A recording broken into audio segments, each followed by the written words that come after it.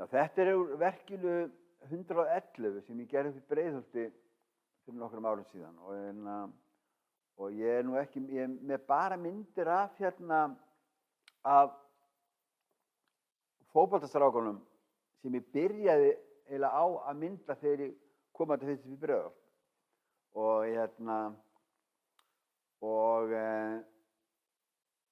eitt vin minn nefndi það að þetta væri, sko, þegar hann fór að skoða þetta verk mitt, einlega svona áður ég var búinn að klára það, hann sagði, heyrðu, þetta bara nýja Ísland og hvað okkur segir það? Þetta bara fólk sem býr í Breiðholt, þetta frá bara svo mörgum þjóðlöndum og þú veist, og ef við skoðum þetta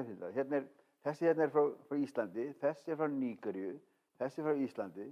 þessi frá Póllandi, þessi frá Indlandi og þessi frá Nepal. Þannig að þetta bara það eru mörg þjóðlönd og þannig að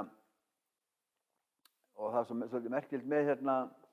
fólki í Breiðholti. Það eru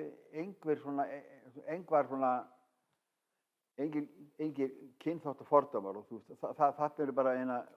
ungi strákar bara í fótbolta og þeir eru ekkert að spá í hvort sett frá einhverju öðru landi en Íslandi. Þeir bara tala allir íslensku og eru bara að spila fótbolta og þess vegna þetta fótboltafélag Leiknir, það er mjög mikilvægt fyrir Breiðholtið.